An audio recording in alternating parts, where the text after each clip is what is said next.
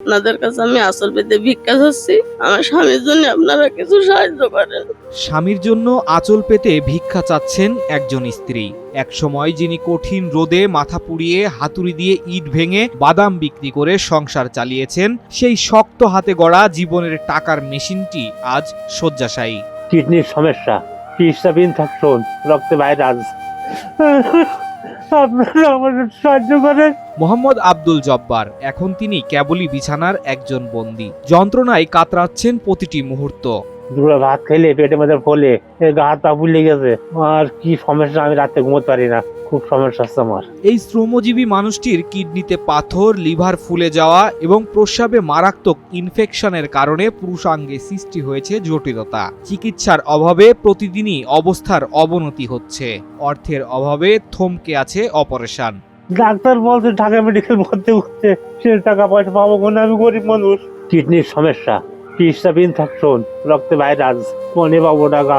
অভাবের সংসারে সচ্ছলতার আশা নিয়ে সমিতির কিস্তি তুলে গরু ছাগল কিনেছিলেন, কিন্তু আজ তার সেই স্বপ্নগুলো একে একে বিক্রি হয়ে গেছে হাসপাতালের বেডে আর ওষুধের খরচ মেটাতে। সবচেয়ে কষ্টের কথা, টাকার অভাবে চিকিৎসার অবনতি হয়নি, অপারেশনের পথেই পৌঁছাতে পারেননি তিনি। আমি খুব অসহায় গরিব মানুষ, মরতে তো সবাইরে হবে। আমি দেখ হয়ে গেছি, গরু ছাগল চা ছিল, ট্রিটমেন্ট করা ঠিক আছে, এখন আমার কোনো পয়সা কড়ি নাই। ঘরে চাল নেই, ডাল নেই, কিস্তির টাকা চাইতে মানুষ ঘরের দরজায় বসে থাকে। এমনটি বললেন অসহায় এই মানুষটির মায়াবতী স্ত্রী। এখন ওনার তো মেলা টাকা লাগবে, ঢাকা নিয়ে যেতে বলছে। এত টাকা কোনে পাবো? আমি এমনি ঋণগ্রস্ত, সমিতি আলারা সব বাড়ি এসে বসে থাকে, কিস্তি দিতে পারিনি। তিনি বললেন, আমি আর কিছুই চাই না, শুধু আমার স্বামীকে বাঁচাতে চাই। তিনি তার জন্য আঁচল পেতে দেশের মানুষের কাছে ভিক্ষা চাইলেন। আমার স্বামীর ঋণের বোঝা নিয়ে কবর যেতে চাই না, কিছু ভিক্ষা দেন, আমার আঁচল পেতে আমার স্বামী যেন সুস্থ হতে পারে। এলাকার মানুষ বললেন তারা নিজেরা যা পেরেছেন তাই করেছেন, কিন্তু এখন আব্দুল জব্বারের চিকিৎসার জন্য প্রয়োজন অনেক টাকা। আমরা গ্রামের থেকেও কিছু টাকা কালেকশন করেছি, করেও তারে দিয়েছি, কিন্তু হবে না। কি করে হবে? তাতেও তা কুলাচ্ছে না।